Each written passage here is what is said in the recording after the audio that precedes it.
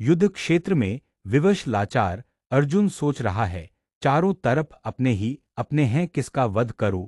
असमंजस की स्थिति। ऐसे में श्री कृष्ण समझाते हैं, आइए इस वीडियो के माध्यम से जानते हैं जो चिरकाल तक अविस्मरणीय रहेगी। महाभारत के युद्ध से ठीक पहले कुरुक्षेत्र के मैदान में अर्जुन अपने रथ पर खड़े होकर दोनों सेनाओं को देखता है। सामने अपने ही लोग थे, गुरु द्रोणाचार्य, पितामह भीष्म, कुटुंबी, मित्र और भाई। यह दृश्य देखकर अर्जुन का मन विचलित हो जाता है। अर्जुन का संदेह, विषाद योग। अर्जुन के मन में अनेक प्रश्न उठते हैं। मैं अपने ही लोगों को कैसे मार सकता हूँ? इस युद्ध से मुझे क्या मिलेगा? राज्य, सुख और विजय का क्या अर्थ जब अपने ही नष्ट हो जाए? उसके हाथ से गांडीव धनुष गिर जाता है, शरीर कांपने लगता है और वह कहता है, मैं युद्ध नहीं करूंगा। यहाँ अर्जुन केवल एक योद्धा नहीं, बल्कि हर वह मनुष्य है जो कर्तव्य और भावना के द्वंद्व में फंस जाता है। गीता का ज्ञान, श्रीकृष्ण का उपदेश।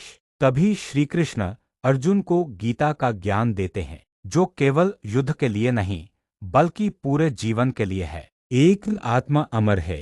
कृष्ण कहते हैं, आत्मा न कभी जन्म लेती है, न मरती है। शरीर नश्वर है, पर आत्मा अजरमर है, इसलिए शोक व्यर्थ है। दो, कर्मयोग, कर्तव्य का मार्ग। कर्म करो, फल की आसक्ति छोड़ दो। हमारा अधिकार कर्म पर है, परिणाम पर नहीं। तीन, धर्म का पालन। अर्जुन एक क्षत्रिय है और अन्याय के विरुद्ध युद्ध करना उसका धर्म है। धर्म से भागना भी अधर्म है। चार, मोह और आसक्ति ही दुख का कारण है। जब हम अपने निर्णय भावनाओं, डर और मोह से लेते हैं, तब भ्रम पैदा होता है। विवेक से लिया गया निर्णय ही सही होता है। अर्जुन का परिवर्तन। गीता के ज्ञान से अर्जुन का भ्रम दूर हो जाता है। वह कहता है, मेरा मोह नष्ट हो गया है, मैं आपके वचन का पालन करूंगा। यह परिवर्तन बताता है कि सही मार्गदर्शन और ज्ञान मनुष्य को टूटने से उठा सकता है। आज के जीवन के लिए संदेश।